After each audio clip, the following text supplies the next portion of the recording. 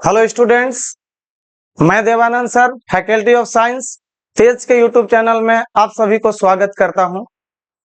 तो आज हम लोग बोटनी का एक चैप्टर शुरू करने जा रहे हैं जिसका नाम है principles of inheritance and variations, जिसमें हमें स्टडी करना है कि आखिर एक ही पेरेंट्स के जो प्रोजेनी जन्म लेते हैं, जो संतान उत्पन्न होते हैं, कुछ लक्षण जो होता है उनके माता पिता से मिलता जुलता हुआ होता है, सिमिलर होता है, और कुछ जो कैरेक्टर होता है उनके माँ बाप से अलग होता है। तो ऐसा क्यों होता है और क्यों एक हाथी का बच्चा हाथी जैसा ही दिखता है, शेर के बच्चा जैसा नहीं दिखता? एक कुत्ता का बच्चा चूहा के बच्चा जैसा क्यों नहीं दिखता? एक मटर के पौधा से चना का पौधा क्यों नहीं उत्पन्न हो जाता? एक आम के पौधा से केला का पौधा क्यों नहीं उत्पन्न हो जाता? इस पहेली को सुलझाने के लिए एक वैज्ञानिक आए जिनका नाम था ग्रेगर जॉन मेंडल। उन्होंने ही बताया कि नहीं, कैरेक्टर गैमिट के थ्रू जो है एक जनरेशन से अगले जनरेशन में पास करते हैं। और वो गैमिट क्या है? जैसा हम लोग जानते हैं कि ह्यूमन में मेल गैमिट को स्पर्म कहते हैं और फीमेल गैमिट को ओवम कहते हैं, और वही स्पर्म और ओवम के थ्रू जो कैरेक्टर है एक संतान में चला जाता है। और इसीलिए जब कोई बच्चा जन्म लेता है तो स्टार्टिंग दिन ही कुछ लेडी लोग आते हैं बच्चा को जन्म लेने के बाद, अब बोलते हैं कि अरे ये तो बिल्कुल पापा पे गया है, ये तो बिल्कुल मम्मी पे गया है। तो ऐसा क्यों बाबू, कौन इसको ले गया? तो जीन नामक एक यूनिट है हेरिडिटी का, जिसको मेंडल ने फैक्टर बोला था, और वही फैक्टर जो है कैरेक्टर को कंट्रोल करता है जनरेशन आफ्टर जनरेशन, एक जनरेशन से अगली जनरेशन में ले जाता है। पहला जो वर्ड पढ़ेंगे बाबू इस चैप्टर में वो होगा जेनेटिक्स। क्या चीज? जेनेटिक्स। तो जेनेटिक्स में क्या पढ़ेंगे हम लोग? कलेक्टिव स्टडी है बाबू, कलेक्टिव स्टडी है, संयुक्त अध्ययन है। किसका? कलेक्टिव स्टडी किसका है? तो कलेक्टिव स्टडी है ये हेरिडिटी एंड वेरिएशन का, collective study of heredity and variation.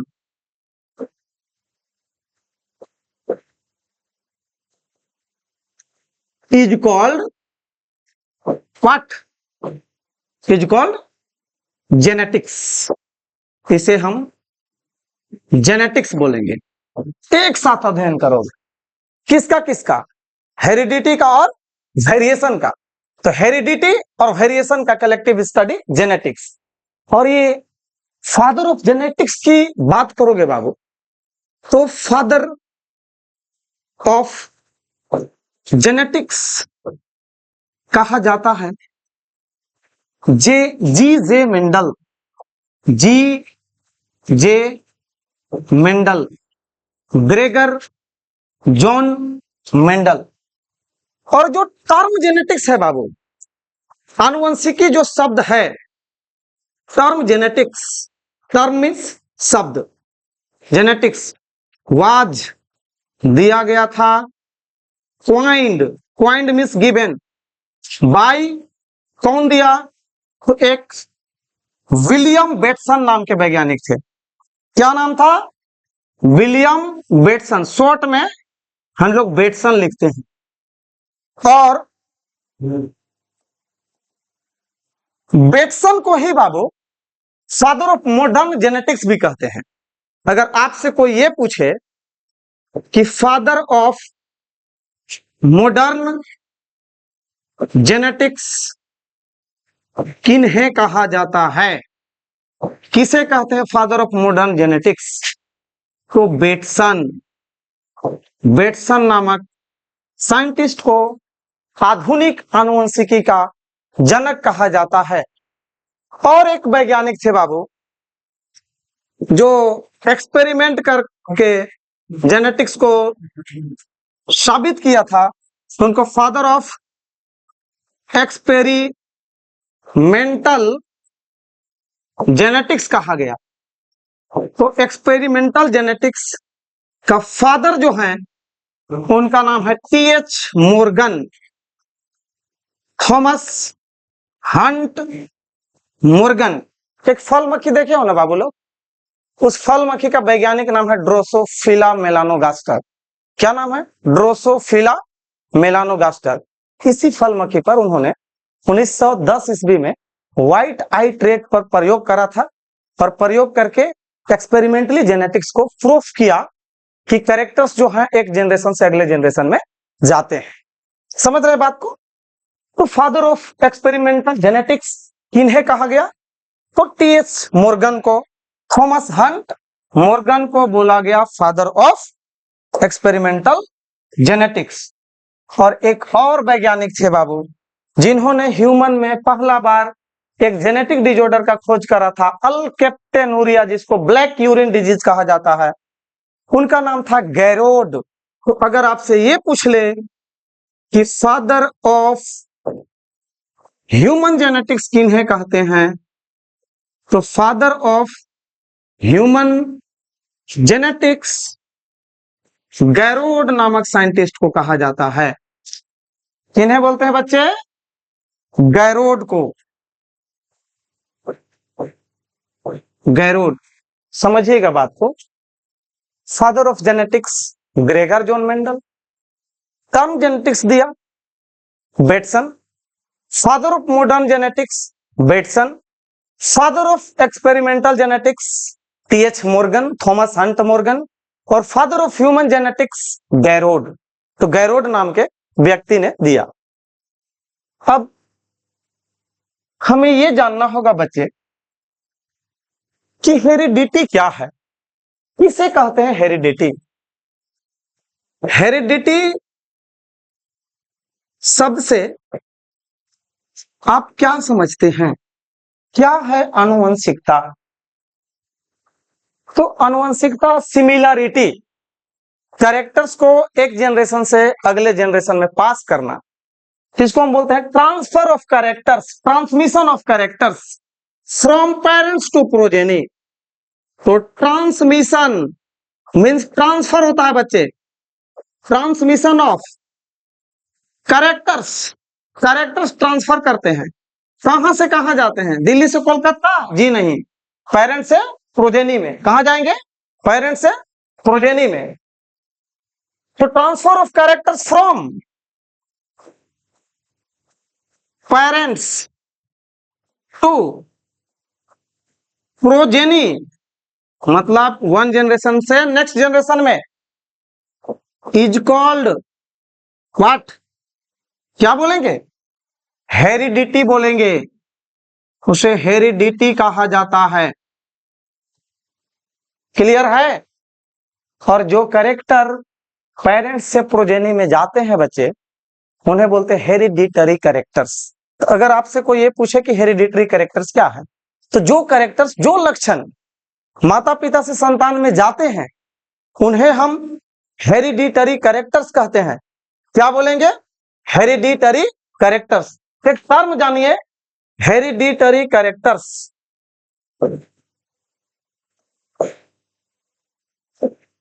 तो हेरिडिटरी कैरेक्टर्स, तो हमने क्या बोला कि जो कैरेक्टर्स, ऐसे कैरेक्टर्स जो मां बाप से संतान में जाते हैं, जो एक जनरेशन से अगली जनरेशन में जाते हैं, जो एक पीढ़ी से अगली पीढ़ी में जाते हैं, उन सभी कैरेक्टर्स को हम हेरिडिटरी कैरेक्टर्स कहते हैं। तो हम बोलेंगे कि कैरेक्टर्स, वैसे लक्षण जो कहां जाते हैं? एक पीढ़ी से अगली पीढ़ी में। Which transfer from one generation to next generation,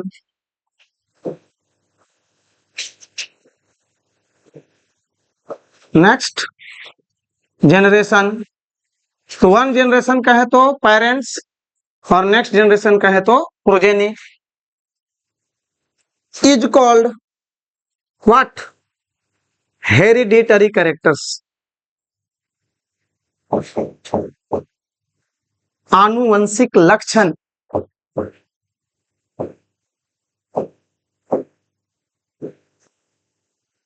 अब आपको मैं ये बताना चाहूंगा कि कैरेक्टर्स क्या होता है, हिंदी में जिसे लक्षण कहते हैं। तो कैरेक्टर्स का डेफिनेशन क्या है? तो किसी भी कैरेक्टर को डिफाइन करने के लिए हमें एक फिजियोलॉजी और एक मॉर्फोलॉजी की आवश्यकता होती है। किसी भी जीव का फंक्शन और किसी भी जीव का फॉर्म एंड स्ट्रक्चर। जैसे विराट कोहली के आप लोग जानते हैं ना, हमारे गांव में बहुत सारे बच्चे विराट कोहली जैसा दाढ़ी बढ़ा करके उनके रोल मॉडल दिखने लगे हैं।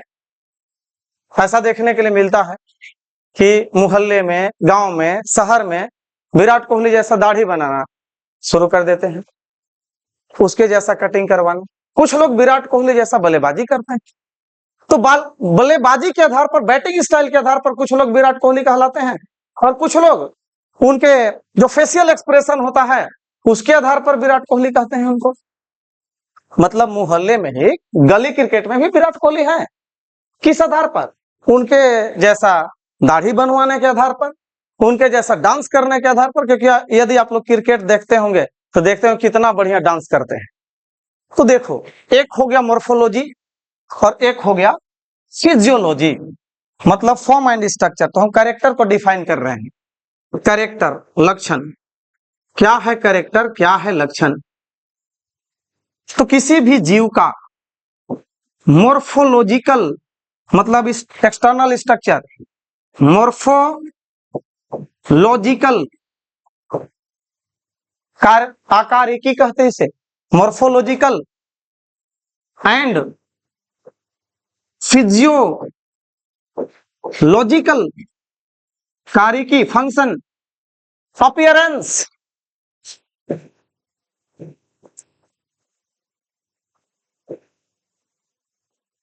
of an organisms is called, क्या उसे कहते हैं बाबू? कैरेक्टर्स। कैरेक्टर बोलेंगे। क्लियर है? अब एक कैरेक्टर के बाद आता है फॉर्म। उसका कैरेक्टर का फॉर्म आता है जिसको हम ट्रेट के नाम से जानते हैं। तो अब हमें यह जानना होगा कि ट्रेट क्या है। What is trait? विपर्यास विशेषक इसको हिंदी में बोलते हैं। विपर्यास विशेषक, विपर्यास विशेषक ये क्या है? ये होते हैं लक्षण के अलग अलग रूप, फॉर्म ऑफ कैरेक्टर्स। तो फॉर्म ऑफ कैरेक्टर्स को बोलते हैं ट्रेट। तो form of characters is called trait. जैसे हम बोले कि स्किन कलर क्या है, तो आप बोलिएगा कि सर गोरा है, सर काला है। तो हमने पूछा कैरेक्टर, स्किन कलर, आप बोले गोरा, काला, ये हो गया ट्रेट, ये हो गया कैरेक्टर का फॉर्म अलग अलग। तो form of character, form of character is called trait, is called trait. लक्षण के रूप को क्या बोलते हैं? ट्रेट बोलते हैं। क्या बोला जाता है बच्चे? ट्रेट। किसे? लक्षण के विभिन्न रूपों को। चलिए हम लोग कुछ ट्रेट का उदाहरण देखते हैं जो मेंडल ने दिया था। तो क्या क्या ट्रेट दिया था, क्या क्या कैरेक्टर दिया था? देखिए एक साइड में हम लिखते हैं कैरेक्टर और एक साइड में लिखते हैं ट्रेट। ध्यान देंगे, कैरेक्टर उन्होंने स्टेम हाइट लिया था बच्चे, तने की ऊंचाई, स्टेम हाइट, स्टेम हाइट। तो स्टेम हाइट दो प्रकार के थे, एक तो था टोल और एक तो था ड्वार्फ। तो ट्रेट में हमें लिखना होगा टोल और एक होगा ड्वार्फ। तो टोल एंड ड्वार्फ ट्रेट हो गए और स्टेम हाइट कैरेक्टर हो गया। समझ रहे बात को? उन्होंने फिर लिया सीड शेप, सीड शेप, बीज की आकृति।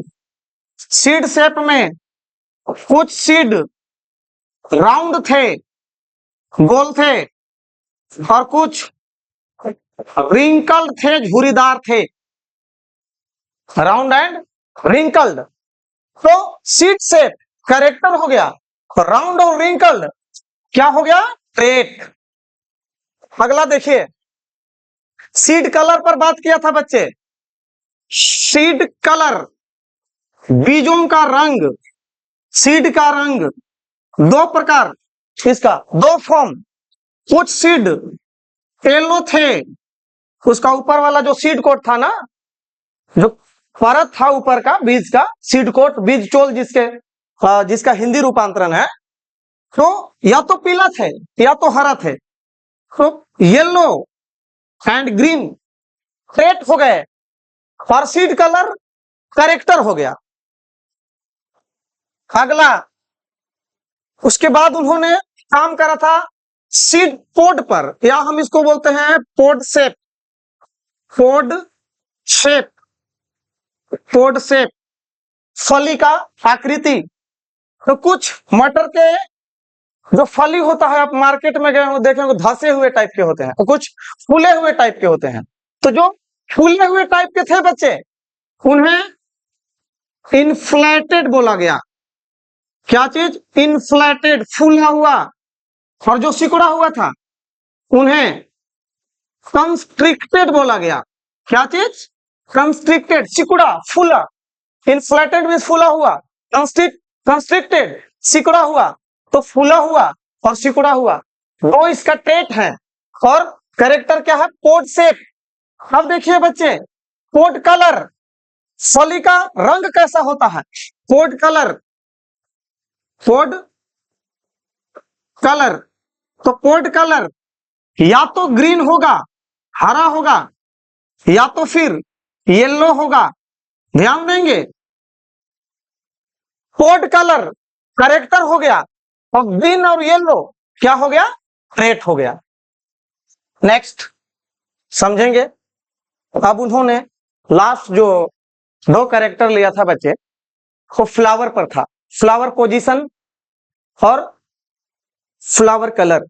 तो फर्स्ट देखते हैं इसमें क्या है। Flower colour, flower colour. अगर आप मटर के खेत में गए होंगे ना, तो दो कलर के फूल आपको जरूर नजर आया होगा। एक तो होता है वायलेट, बैगनी, और एक होता है बच्चे व्हाइट। तो वायलेट और व्हाइट। और लास्ट इसका आ जाता है कि फूल कहां पर है। पौधा के अगर इस एरिया के इर्द गिर्द में उगा होगा, इसको हम बोलते हैं एक्सियल पोजीशन। अगर फूल अगर यहां लग जाए, इसको बोलते हैं टर्मिनल पोजीशन। तो flower position, flower position, flower position. तो फ्लावर पोजीशन या तो एक्सियल होगा बच्चे, या तो टर्मिनल होगा। अब नेक्स्ट हम देखते हैं अगले वीडियो में। तब तक के लिए सभी को थैंक यू।